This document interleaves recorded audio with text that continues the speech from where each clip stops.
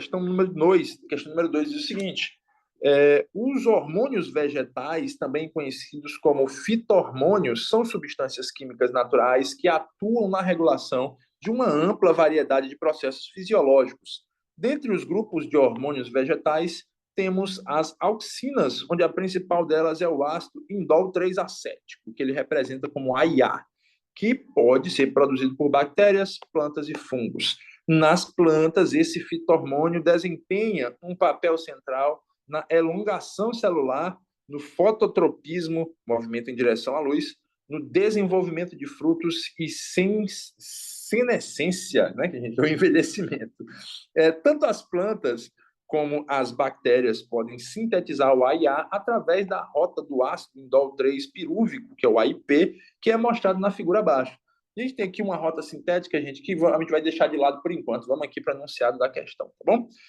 Com base no exposto sobre o tema abordado e a partir dos seus conhecimentos, responda: qual a configuração absoluta do carbono assimétrico do triptofano R ou S? Justifique indicando quais as prioridades: 1, 2, 3 ou 4 dos grupos CH2, COOH, NH2 ou H ligados no carbono assimétrico.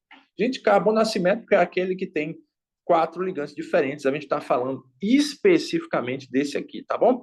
Então, gente, essa regrinha de prioridade é baseada no sistema de prioridades de Carl de Prelog, né? Que basicamente auxilia a gente a identificar enantiômeros, né?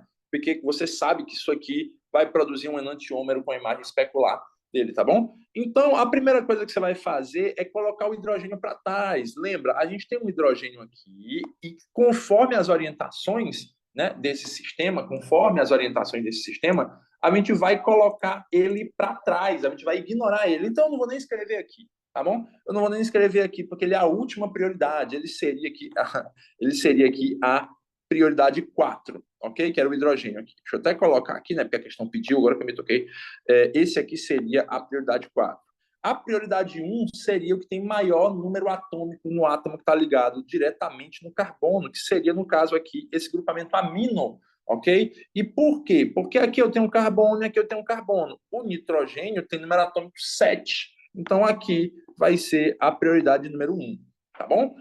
Sendo que eu tenho carbono e carbono dos dois lados, eu vou considerar os próximos átomos. Aqui eu teria hidrogênio e aqui eu teria hidrogênio, e aqui eu tenho 2 oxigênios, então, evidentemente, a gente vai ter aqui a prioridade 2 e aqui a prioridade 3, ok?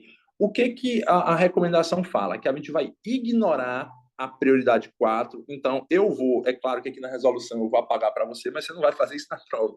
Eu vou ignorar aqui para facilitar a visualização, ok? E aí você vai fazer o seguinte, você vai girar no sentido de prioridade. Observa que eu começo pelo 1, passo pelo 2 e vou para o 3. Então, dessa forma, eu estou indo no sentido anti-horário, no sentido contrário ao relógio.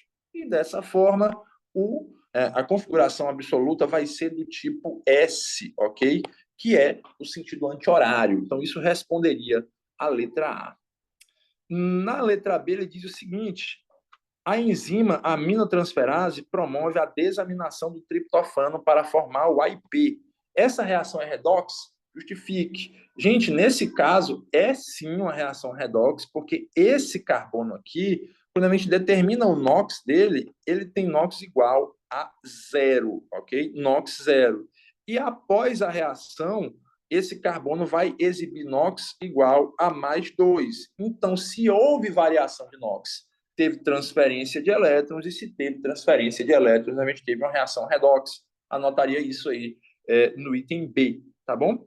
E, por fim, ele te pergunta o seguinte: qual a função orgânica identificada na cadeia lateral do composto IAA-ID? Qual o tipo de reação que se observa na etapa final, né, que é IAA-ID, formando AIA?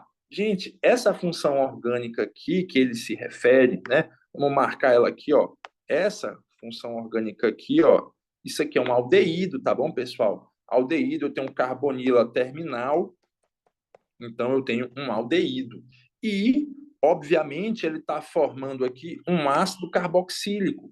A gente deve lembrar que uma das reações mais fáceis de acontecer é a oxidação do aldeído em ácido carboxílico, tá bom? Então, quando ele te pergunta qual é o tipo de reação, reação de oxidação, tá bom? Espero que tenham entendido. Se tiver alguma dúvida, manda nos comentários aqui. E não esquece de se inscrever no canal do professor Luan Ângelo e curtir o vídeo, tá bom? Valeu, até mais!